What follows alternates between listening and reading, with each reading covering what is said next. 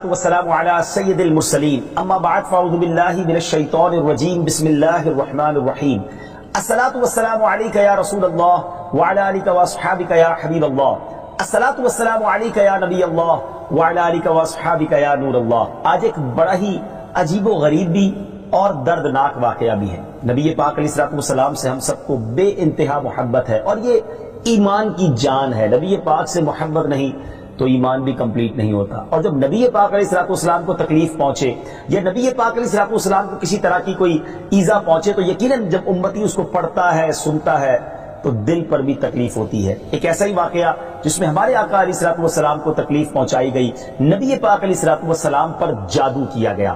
ناظرین، آج یہ واقعہ ہم سنیں گے اور یہ قرآنی واقعہ ہے اور اس کے ذریعے بہت ساری باتیں بھی سنیں گے۔ جادو کے بارے میں بڑے مسکنسیپشن ہیں لوگوں کے ذہنوں میں اور سمجھتے ہیں کہ جادو توڑ کرنے کے لیے بڑے عجیب و غریب عمل کرنے پڑیں گے، بڑے گناہوں والے کام کرنے پڑیں گے، اللہ کی ناراضگی والے کام بھی لوگ کرنے کے لیے تیار ہو جاتے ہیں، حرام اور ناجائز کام کرنے کے لیے تیار ہو جاتے ہیں اور سمجھتے ہیں کہ اس سے جادو سے بچا جا سکے گا۔ البتہ جادو کروانے کے لیے بھی لوگ بڑے ہی ناجائز اور حرام کام کرتے ہیں جو کہ جہنم میں لے جانے والے کام ہوتے ہیں۔ اللہ مجھے اور آپ کو ہمیشہ جادو ٹونے آصف سے محفوظ رکھے، ہر قسم کی بلاؤں سے محفوظ رکھے۔ اور آج قرآن کے ذریعے سمجھیں گے کہ جادو کا علاج کیا ہے، جادو ہو جائے تو بچا کیسے جا سکتا ہے، اور نبی پاک علیہ الصلوۃ والسلام پر جب جادو ہوا تھا، جادو کرنے کی کوشش کی گئی تھی، اس کا نتیجہ کیا نکلا۔ ناظرین، توجہ کے ساتھ آپ نے سلسلے میں شامل رہنا ہے۔ روایت یہ ہے کہ لبید بن عاصم یہودی اور اس کی بیٹیوں نے نبی پاک علیہ الصلوۃ والسلام پر جادو کر دیا، جس کا اثر پیارے آقا علیہ الصلوۃ والسلام کے جسم پر نمودار ہوا۔ طبیعت شریف جو ہے وہ کچھ ناساز ہونے لگی، آپ کے قلب، آپ کی عقل مبارک اور آپ کے اعتقادات پر کوئی اثر نہ ہوا، صحت مبارک پر تھوڑا سا اثر ہوا۔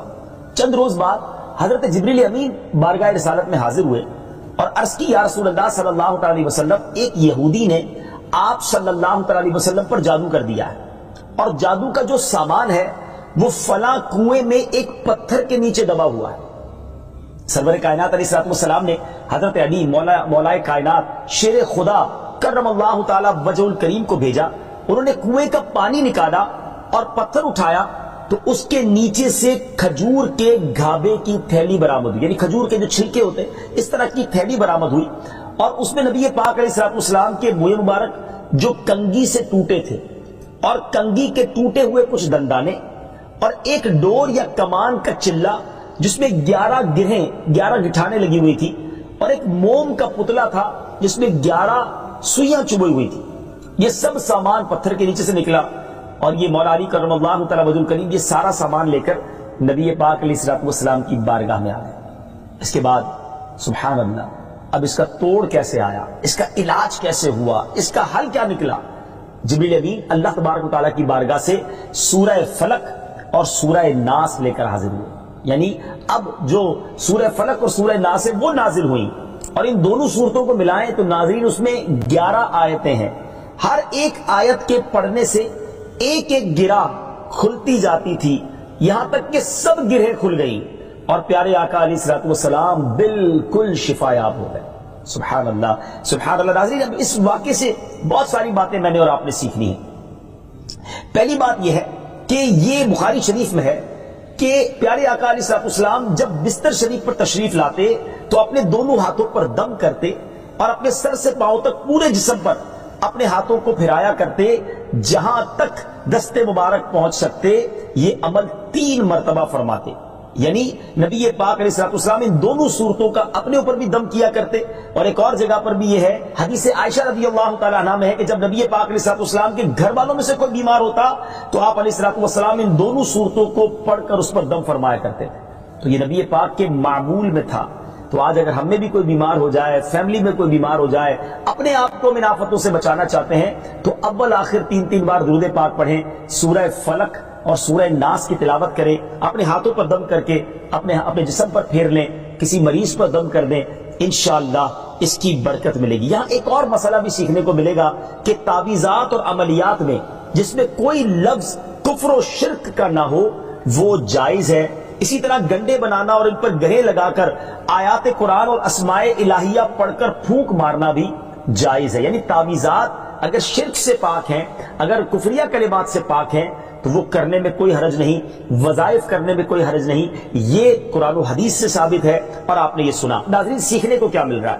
خلاصہ یہ ہوا کہ سورہ فلق یعنی قل اعوذ برب الفلق اور قل اعوذ برب الناس، یہ دونوں صورتیں جن اور شیاطین، نظر بد اور آسیب اور تمام امراض خصوصاً جادو ٹونے کا مجرب علاج ہیں۔ ان کو لکھ کر تعویذ بنائیں، گلے میں پہنائیں اور ان کو بار بار پڑھ کر مریض پر دم کریں اور کھانے اور پانی اور دواؤں پر پڑھ کر پھونک دیں اور پھر مریض کو کھانا وغیرہ کھلائیں، انشاءاللہ عز و جل ہر مرض اور بالخصوص جادو ٹونا دفع ہو جائے گا، مریض شفا یاب ہو جائے گا۔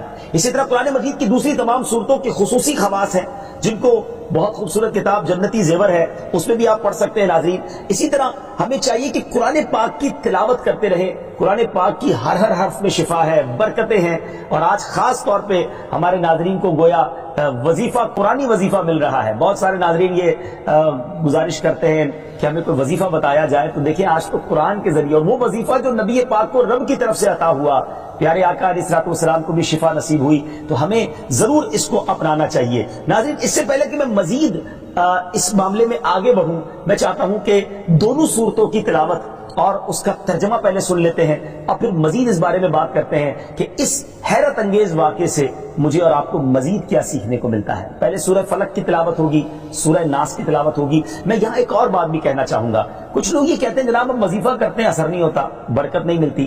پہلے یہ چیک کر لیں کہ آپ کے مخارج ٹھیک ہیں، آپ تلاوت صحیح مخارج کے ساتھ کرتے ہیں۔ تو اب جو تلاوت آپ سنیں گے نا تو اس میں یہ بھی چیک کر لیں کہ آپ کیا اسی طرح کے تلفظ کے ساتھ پڑھتے ہیں، اور اگر مسٹیک کر رہے ہیں تو قرآن پاک صحیح طریقے سے پڑھیے، پھر دیکھیے اس کی کیسی برکتیں ملتی ہیں۔ آئیے سورہ فلق اور سورہ ناس کی تلاوت اور اس کا ترجمہ۔ قل اعوذ برب الفلق من شر ما خلق ومن شر غاسق اذا وقب ومن شر النفاثات في العقد ومن شر حاسد اذا حسد۔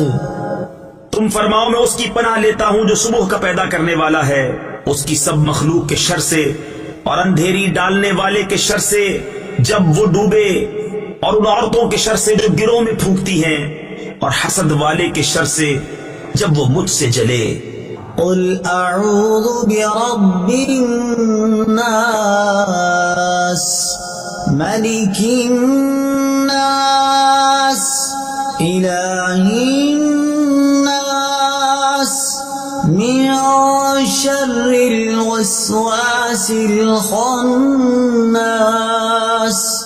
الذي يوسوس في صدور الناس من الجنة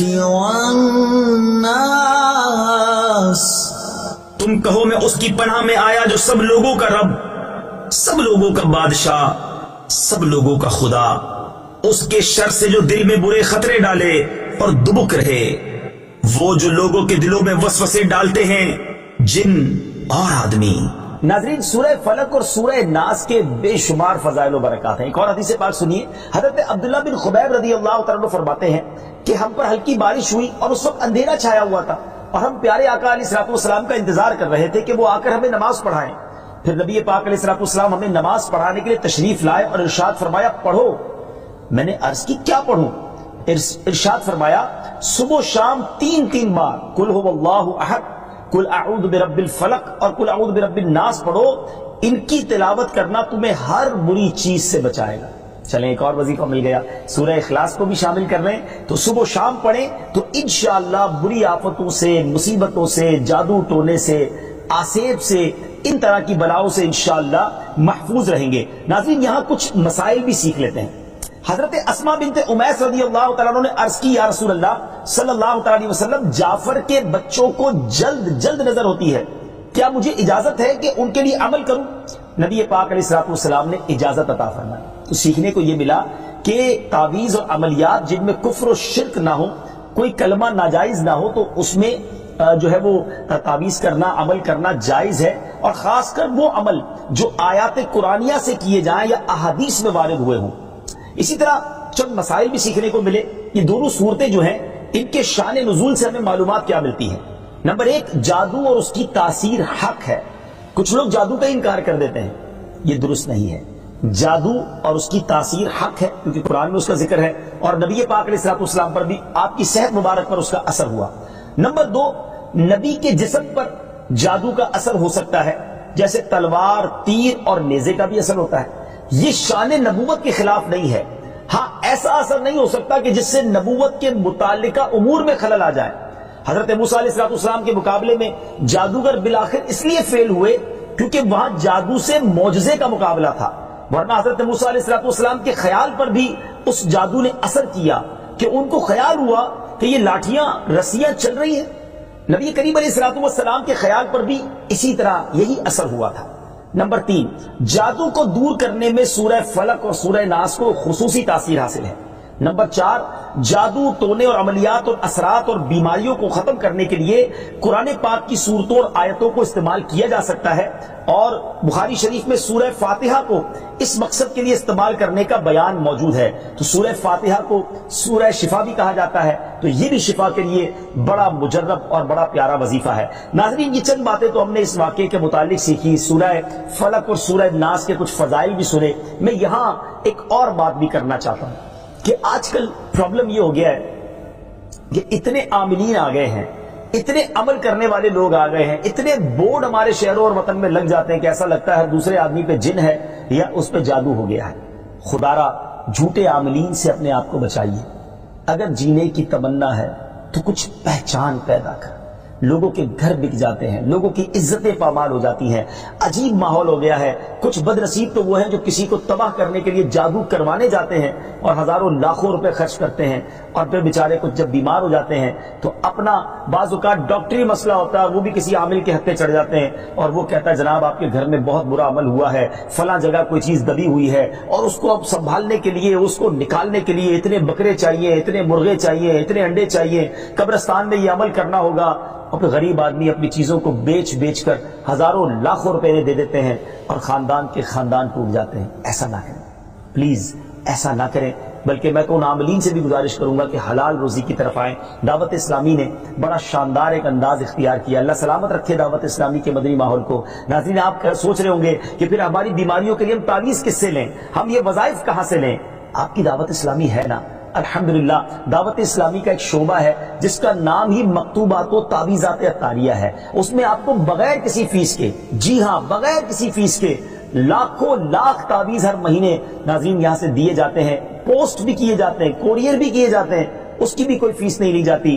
تو یہ تعویذات آپ دعوت اسلامی کے مرکز سے رابطہ کر کے لے لیجئے۔ آن لائن تعویذات کی سروس بھی موجود ہے۔ حالانکہ دعوت اسلامی کا اس ڈپارٹمنٹ پر لاکھوں کروڑوں روپے خرچ ہو رہا ہے، مگر اس لیے اس کو فری رکھا ہے تاکہ امت کے لیے آسانی ہو۔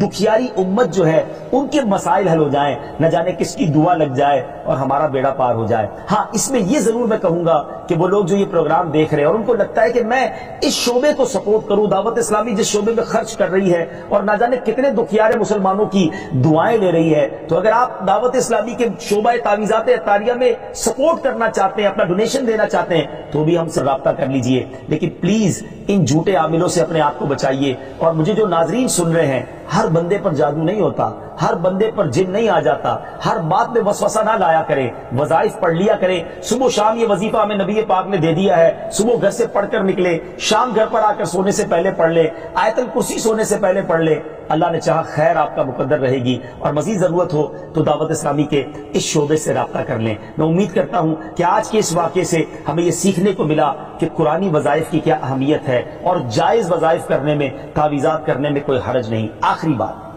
نبی پاک علیہ السلام کو پتہ چل گیا، جبریل امین نے بتا دیا کہ جادو کس نے کیا ہے، مگر نبی پاک علیہ السلام نے بدلہ نہیں لیا، سزا نہیں دی۔ اس لبید بن عاصم کو، اس کی جو بچیاں تھیں، جو بھی لوگ تھے جادو کرنے والے، سب کو معاف کر دیا۔ اللہ اکبر! انہیں پتا چل جاتا تھا کہ کس نے ظلم کیا ہے، پھر بھی معاف فرماتے، اور ہم شک کی بنیاد پر بدلہ لے لیتے ہیں۔ کوئی عامل کہہ دیتا ہے تمہارے گھر میں سین نام کی کوئی عورت ہے، اس نے یہ کیا ہے، اب جتنے سین نام والے ہیں سب کے ساتھ بدگمانی شروع، جب سے سب سے لڑائی شروع، سب کے بارے میں برا سوچنا شروع۔ انسان ہی سے غلطی ہوتی ہے. معافی کرنے والا ذہن رکھیے. معاف کریں گے اللہ تعالیٰ آپ کو معاف کر دے گا. رحم کریں گے آپ پر رحم کیا جائے گا. اللہ مجھے اور آپ کو نبی پاک علیہ الصلوۃ والسلام کی اس مبارک سیرت سے سیکھنا نصیب فرمائے کہ اگر کسی سے غلطی ہو بھی گئی ہے, کسی نے ہمارا برا چاہا بھی ہے اور پتہ بھی چل گیا ہے, تو معاف کرنا اللہ کو بڑا پسند ہے. مشکل ضرور ہے, دل چاہتا ہے میں بھی بدلہ لوں, لیکن مزہ بھی تو یہی ہے نا کہ دل چاہ بھی رہا ہے, غلط بھی کیا ہے سامنے والے نے, اور میں بدلہ لے بھی سکتا ہوں, پھر بھی اللہ کی رضا کے لیے معاف کر دیں اور اس نیت سے معاف کریں میرے مالک میں تیرے بندے کو معاف کر رہا ہوں, تو مجھ گناہگار کو معاف فرما دے. اللہ کریم ضرور کرم فرمائے, اور یہی اسلام کی خوبصورتی ہے. اللہ مجھے اور آپ کو معافی اور درگزر کا ذہن نصیب فرمائے.